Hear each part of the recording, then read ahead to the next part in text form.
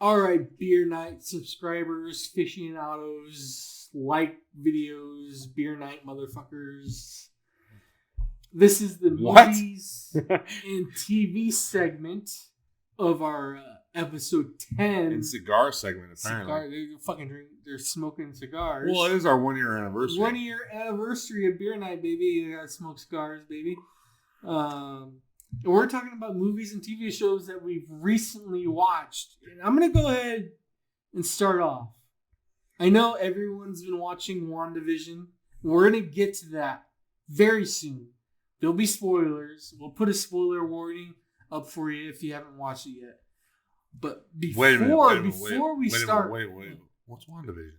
Before we start WandaVision, before we start that shit, because that's fucking just epic as... It is. Fucking just epic. I'm going to talk about what I've been recently watching. I don't know if we discussed this last episode or not. I don't remember. What have you been recently watching? I recently bought the box set of Friday the 13th. Okay. Oh, so you're watching movies that none of us have ever seen before or talked about before or anything. I think...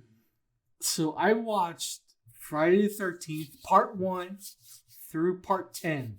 Okay? Right. Okay? You handled it. I handled this shit, bro. You stopped at part 10? I stopped at part 10. You didn't do Freddy vs. Jason? There's a reason. I'll get to it in a minute. Okay. I got to go through the parts real quick. You're going through all of them? Not all of them, but most of them. Okay. So part 1 through part 4 is almost, I would say almost the trilogy. Even though it's not 3, it's 4. It's a quadrilogy. It's a quadrilogy, if you will. Not really. Those 4 movies are really good in its entirety. If you watch 1 through 4, it has a good story. Good story going through it, 1 through 4.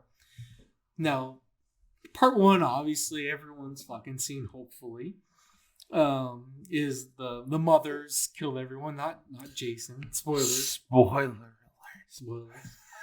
Part 2, obviously, Jason comes back and kills everyone. Part 3, Jason kills everyone. Part 4, Jason kills everyone. Part 5, Jason kills everyone. Part 6, Jason kills everyone. I know. Part 7, guess what? Jason kills everyone. I enjoyed part 2. Part 2 is a really good sequel. Yeah. It's probably one of the top 5 sequels of all time. Are we going to do a top 5 sequel episode? We might top do 5 sequels? We might do that next episode. Possibly. It's a good sequel from part 1. Part 3, what really gets me. The 3D one. It was 3D in its day. Jason. Yeah. Looks fucking amazing. He looks so cut. He's a beast. So clean. He's a beast. Yeah. He doesn't look dirty as raunchy as part 2.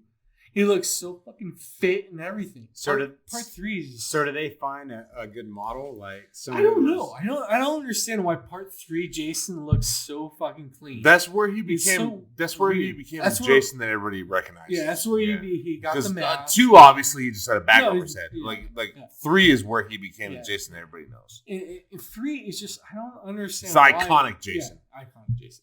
Part 4 is where they should have ended the series. Right? The final chapter. It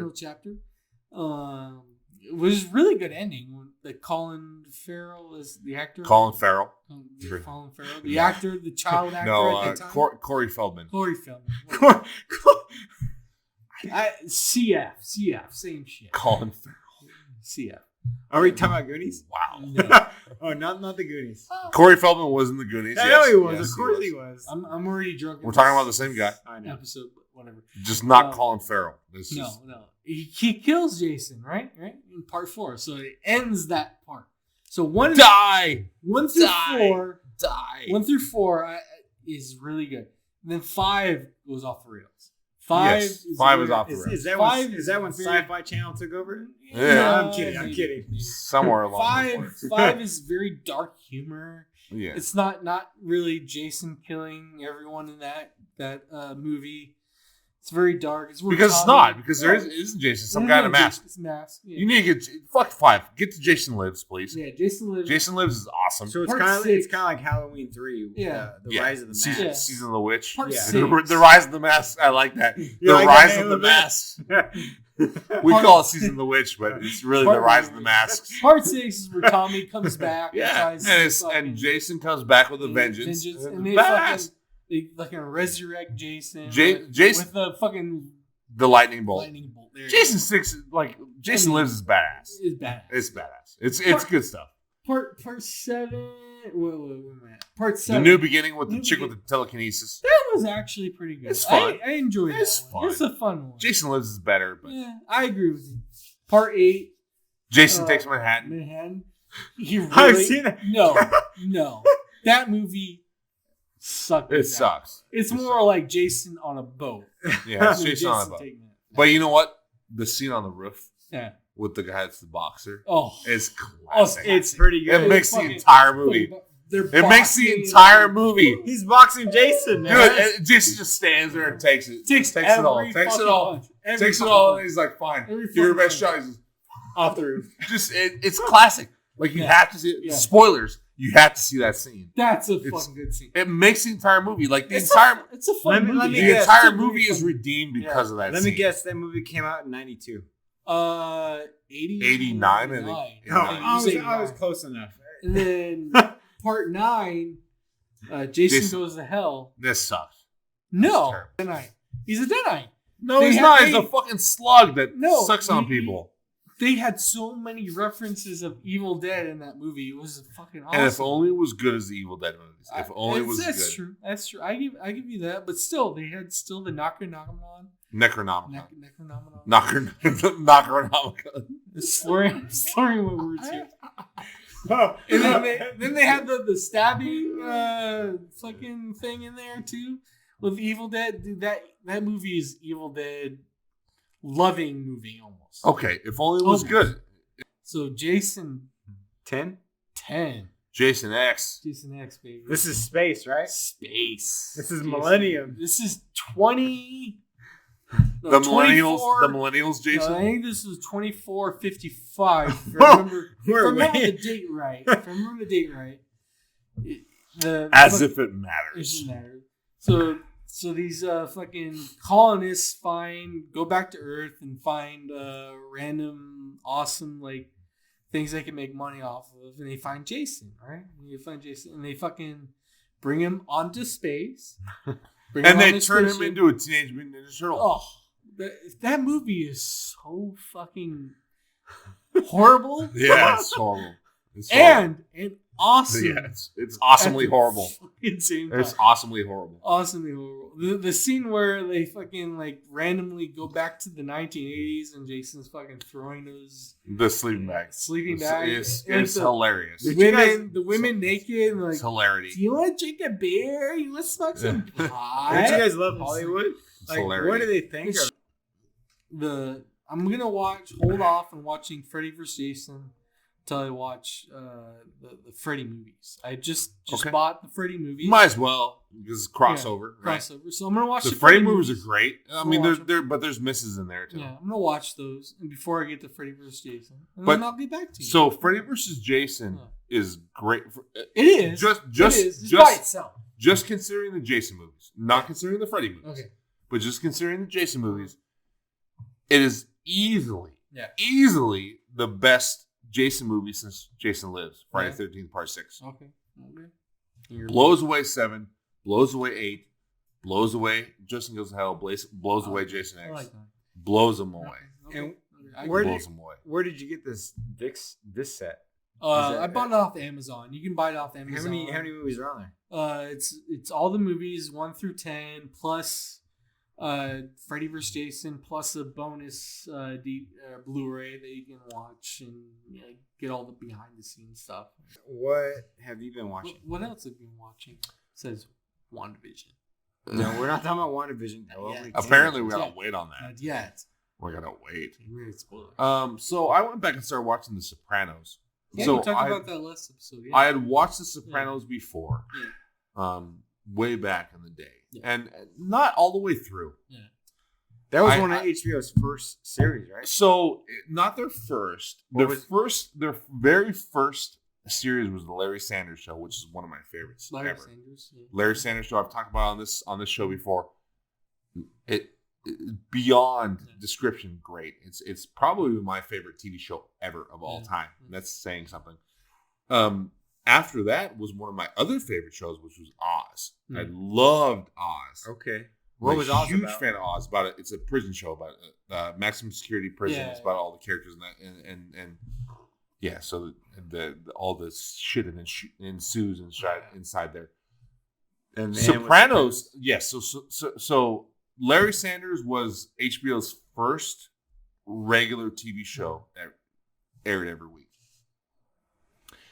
Oz was their first hour-long drama. So Larry Sanders was half-hour comedy, like a sitcom, if you will.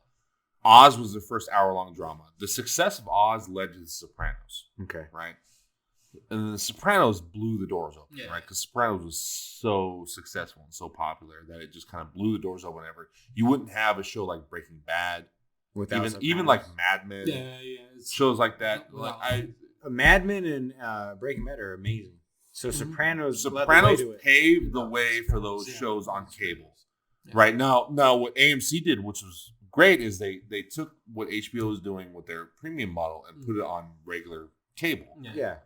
Walking Dead. Hey, Sunday this is coming out. Right. So, but whereas HBO was premium, so I actually worked in a video store. I worked in a Hollywood Video at the time when Sopranos was coming out, and the only way you could get it if you didn't have HBO was you'd come into the video store and rent it, right? Because they would release the seasons. VHSs. They would run and DVDs. They would release the seasons on DVD, and those things were impossible to get. Really? They were impossible because you could never get them. Like as soon as they came in, they were out. This was before you could download off the internet. Yeah, of course. It's like I need to get the VHS. This is pre-Netflix. And if I had a good TV and a good player, I could get the DVD version. Yeah, so this is pre-Netflix, right? And so they would be released there, and then would go out, and they would never be in the store. As soon as they came into the store, they would go out. Same with Ultimate Fighter Championship, UFC. Yes, but not as much. Remember those back in the day? No, I used to rent them. Yeah. I used to rent them. People would rent those. Yes. 1 to whatever. 30. Nothing like Sopranos was. The Sopranos was impossiple to get. Really? People would for a week would come in. So people, hey, do you have this? Because and then maybe. And what would be worse is they see like the first part of the season, so they need like season 2 part 2, and they'd be like, hey, is part 2 here? Nope. They come in for a week. Nope. And every time it would come in, it'd go out. Would they get part 3, or would they wait for part 2? They'd have to wait. No, they'd have to wait. Yeah. They'd have to wait. That's crazy. You can't skip over. Like you can't go later. No, you got to see what happens. Yeah. So it was a phenomenon. It really was. It was a phenomenon. So it's fun to go back and watch it now and to see it because production quality wise, TV shows have surpassed it now. They have. But story wise, they haven't necessarily. Yeah. Because it's still a really good story show with really good character development. And what I really like about it is that it does not try to dictate what it thinks is right or wrong. Because it's a mob show, right? So if you think about Godfather, Goodfellas, the classic mob movies, right? They don't try to preach to you as to what's right or wrong. It's more like, hey, here's these characters. You make your own fucking decisions on what you think. You figure out who you like, what they do, and what you think is good or bad. And that's what The Sopranos does. So there's a lot of stuff, especially post the Me Too movement, right? Yeah. Where Sopranos has a lot of it brings up a lot of sexism and racism topics before its time, right? And the main characters reconcile this because they deal with it in a way that's like, hey, I'm flawed in the way they deal with this. Like the main character is racist and sexist, like Tony, but you still like him. Yeah. But you realize he's human. Like he's just as flawed, if not more flawed than the rest of us. That's kind of the point. He's a person with his own opinions. But that's the point. Is it's not telling you, hey, you need to make and especially in the cancel. It's interesting to watch in the cancel culture age. Exactly. Because it's not about, hey, make a judgment on this character. It's about humanity. And about watching them and say, hey, you may not agree with this guy, but he's just a guy. He's a normal person with a family. Right. And his own views, and you may disagree, and that's fine. Yeah. But the point is, the story ain't about you and your viewpoints. The story is about him and how fucked up him and his family are. That's it. So you can watch it and be like, wow, this is interesting. I like this. Or you could be like, I don't agree with what he says, but that's cancel. But that's not it, right? It's not about dictating right or wrong. It's about a character study. Mm-hmm. The character doesn't need to be good, right? Think about something like an extreme example is Joker, right? That's the easy one, right? Where it's he was ridiculed, made fun of, but it's a villain. But the point is, it's a villain, right? And the movie kind of in ways makes you identify with the villain, makes you feel sorry for him at times, but at the same time, you're like, okay, I feel bad for you, but what you did here was fucked up. Stalking that chick, nah, it's not really gonna work for me. Popping a cap in the back of that guy's head, it's not really going to work for me. Like, I don't really agree with what you're doing. But you can still kind of feel his pain in other areas. And that's the beauty of art is the gray area, right? Like, I can agree with you here, but not agree with you here. Yeah. I can see where you're coming from here, but then when you go here, you jump the shark for me. I can feel sorry for you here and identify with you here, but then you kind of take it a little too far. Yeah. But that's the beauty of The Sopranos. It exploits that. So it's really interesting show because it exploits that, because it makes you identify with these characters and then do something. You're like, I don't know, man. I don't know if I'm not really with you on that one. But you're like, but I still love you. But I'm not really with you on that one. And that's the beauty of that show. What season are you on that? 4. How many seasons do they have? 6. All right, so you're about there. Right. We got Ryan. My dad watched Sopranos on HBO when it first aired and watched it to the entirety. Yeah. Every day. Yeah. Until it aired. He's the OG. He's one of the OGs. And that's what I did with Dexter, and that's what I did with Breaking Bad. Yeah. I didn't wait for it all to be aired. I waited every week for that shit to air. And that adds another atmosphere to it. It does. It adds anticipation and just waiting for something. It's not like, okay, I'm going to sit here and watch this whole fucking season in 2 days. No, binging. No, you wait weeks. Yeah. Just waiting, and then you gotta wait for the next season. And not even that. You're sitting there thinking about what happened last Sunday, and you're like, and you build on it, and then this episode comes out, and you're like, oh my god, they did it. Yeah, it's something different about waiting week by week, just like with WandaVision. I think this time. Wait. You got something before we? I have one more thing. Netflix has just aired a new documentary. I think it's a 4-episode thing on the Cecil Hotel in LA. It is over by Skid Row. Have you guys heard the story at all? Yeah, I think I have. A little bit, yeah. So Cecil Hotel is a shithole. Mm-hmm. Makes sense. They have half motel, half I'm a tourist, I'm gonna come check out LA, and the other half is I don't have a job, I'm on welfare, I need somewhere to stay. Well, this story pretty much it's about Cecil Hotel, and it's a documentary on the hotel itself, but it airs on the death of Eliza Lam. She's from Canada. She's a Chinese immigrant. She came to LA to just visit California to kind of express herself. Well, this whole documentary is about her and what happened. Well, she ends up vanishing at Cecil Hotel. Mm. This place has a past of its own.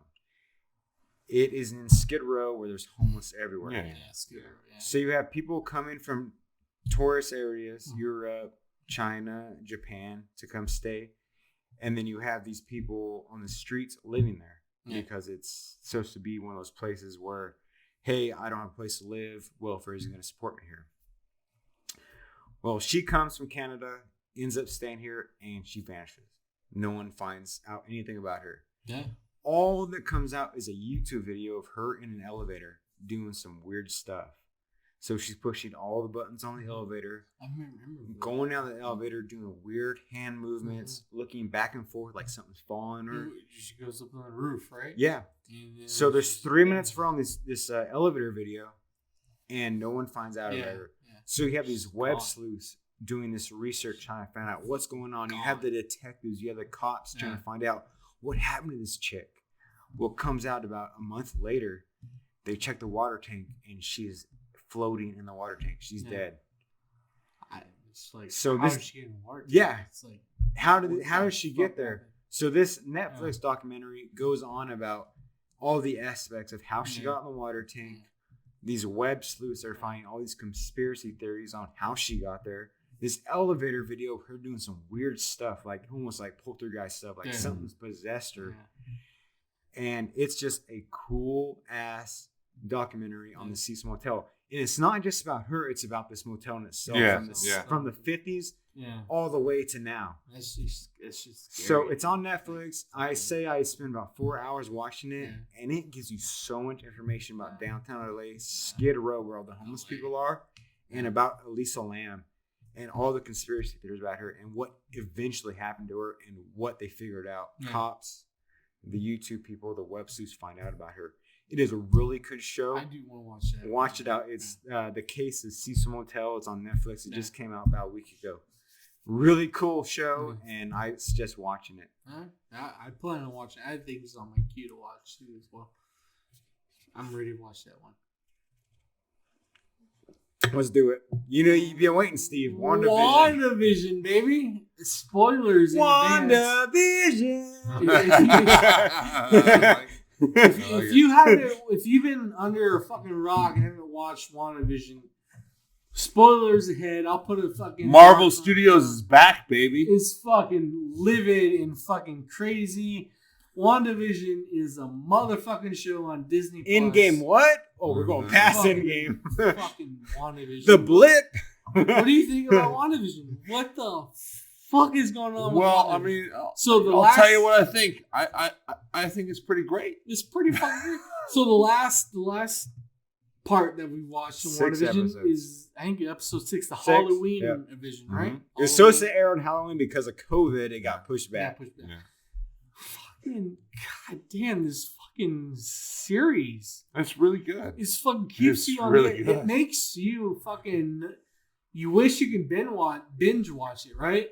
But no, they're fucking making you wait. So when you can go back and binge watch it for a rewatch, it's gonna be really good. So a couple of notes. This fucking besides the story, right? So a couple of notes on the homage to all the different eras of sitcoms. Like the 50s, 60s. It's really fun. Like, especially the latest one, the 90s. The 90s. Malcolm in the Middle, the latest one. So let's start with the beginning. Hold on, go back. Go back. So the episode before that, Bewitched. I already knew this, but it really reminds you of how crappy and shitty 80s sitcoms were. They're pretty shitty. Because so the 50s, 60s, and 70s, you had pretty solid sitcoms, and then in the 80s, they just went into this family kind of crappy territory where there was no jokes anymore. It was more about like everything's like Full House. Like there's no laugh track. It says Rusty's dog died. It's like like it's like I already knew this, but it just reminded me of how bad 80s sitcoms were. God damn, it sucked.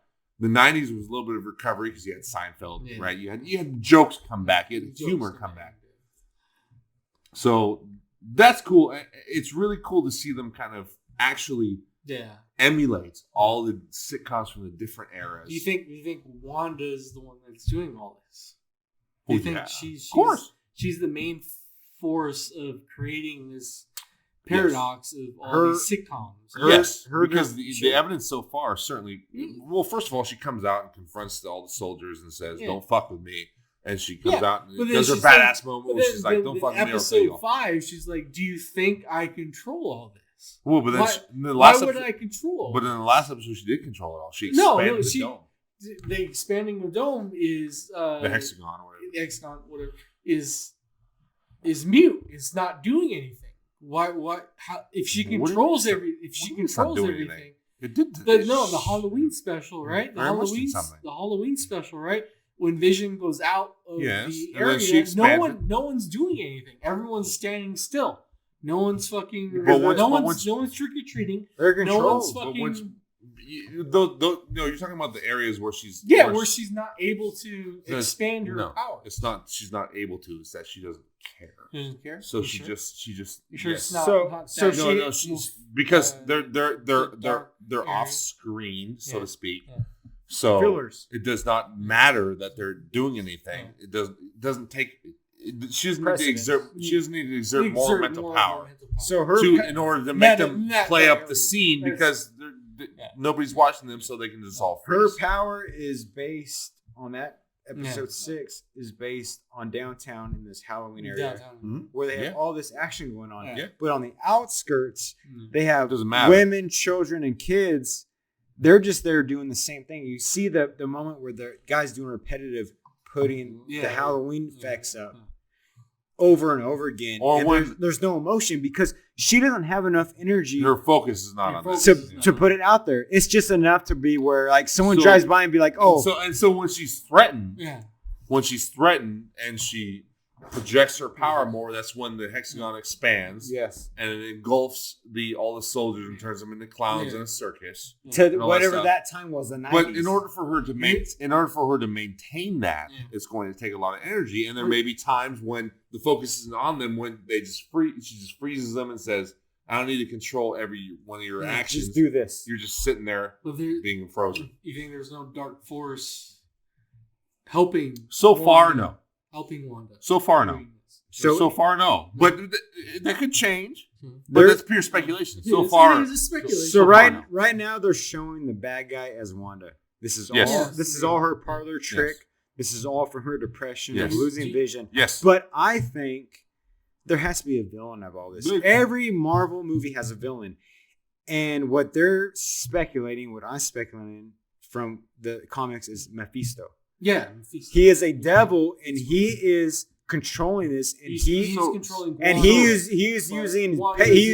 using Quicksilver Petro as a decoy. By the way, okay, let's back up. X-Men. Hold on. Taking Quicksilver from Fox was epic. It was part 5. Right? Epic. I'm like, oh shit! Yeah. Fuck this guy. What's he use? Fucking Peter Evans as the main character. So that was the first time since the Disney acquisition of Fox. Since the acquisition of Fox, that was the first time that they did anything since the acquisition of Fox. Yeah. And he's Peter Evans. It was awesome. Awesome. You see him arrive at the door, you're like, and then in this episode that you're talking about, they show the actor from Age of Ultron. Yeah, they did. They show him, so they actually acknowledge that, hey, yes, we specifically took the guy from Fox, but we're showing this person, and so it's a crossover. So it's cool. But, so he's either from a parallel universe, or he's Mephisto manifested into Quicksilver. Here's my only issue with that is that there's been no nothing. Clue of Mephisto. Nothing. There has. They've referenced the devil. They've referenced hell. But that's very abstract. Speculation. Very abstract. It's speculation. Nonetheless, it is. It's speculation. It's extremely abstract. There's nothing but now. Are they gonna make the villain? Is this gonna be the villain as Wanda, or is there gonna be actual villain? I think so. That's a good question, and I think there will be something. I don't think. So now the thing is that we're looking at 8 episodes. It's coming up to the end. We have 3 left. Two. We're on 6. It's gonna be 9, right? 8. So we have an hour left of information. Yeah. So it could carry over. Maybe it has to do with Zemo and Falcon and the Winter Soldier. I don't know. I mean, or actually, you know what? No. Actually, what the speculation that had is that would lead into the next Doctor Strange movie. Yes. So it could have something to do with too many sorcerers. Is that who? Which is Baron Mordo. Is that who you think? Because they're saying someone's coming in to be able to get into the hexagon. And they said an hour they're going to be here. You know what I'm talking about? Mm-hmm. Who is that going to be? I was thinking either Ant-Man, because he has the technology to get in there. And we have the guy, who's the FBI person. I think it's Jimmy. He is from Ant-Man. Yeah. So is it going to be Ant-Man coming in, or is it going to be the Wasp? I don't think so. Okay, so if it's not them, we have Doctor Strange. I think it's more likely a Mystic. We have Doctor Strange, or we have Captain Marvel, or Baron Mordo, which is because there is speculation that this is going to lead into the Doctor Strange movie. And what's that movie called? Doctor Strange and Madness. The something of Madness. But Baron Mordo is the Doctor Strange villain, which is his buddy from the first Doctor Strange movie that trained him, right? And that at the end of the post-credit scene of Doctor Strange is kills the guy that is using sorcery to heal his spine. So too many sorcerers. That's Baron Mordo, and so he could view Wanda as a sorceress and could be going after her. I mean, this is pure speculation. So we have Mephisto. This is pure nerd speculation. We have Mephisto who lives off of nightmares. Yeah, and lives off of dreams. Mephisto has been. There's been no build up for him whatsoever. No reference so far, other than transferring into Quicksilver as being like a shapeshifter. I don't know. Yeah, that's a reach though. That's a reach. It is a reach, but it is there. Almost, yes. It is there. We have Magneto, which is actually the father of both Wanda and Pietro in an alternate universe. Yeah. And that's already been crossed with Pietro and coming in now. Peter in the X-Men movies. And that's a way to them to bring in the X-Men. Well, and they already did it. They already did it with Pietro. So they brought him in as soon as his face popped up. I'm like, holy shit. Yeah. I'm like, okay, there we go. They brought in the Fox properties. And this brings us to the end of our segment. Fucking watch WandaVision. Fucking watch that show. Watch it. It's a fucking amazing show. So Marvel Studios is back. It's fucking badass. They're back. It's great. And we'll still watch Zack Snyder's Justice League still. Okay. Did you watch the trailer? I did. I watched it. I'm interested. So I have problems. I have problems. 4 hours. It was a 4-hour movie. I think we'll discuss that next episode because we're kind of barred from times right now. You're probably going a little too long. Hey, Jenna. Yes. Batman's a pussy. Oh shit. I think we'll end it there.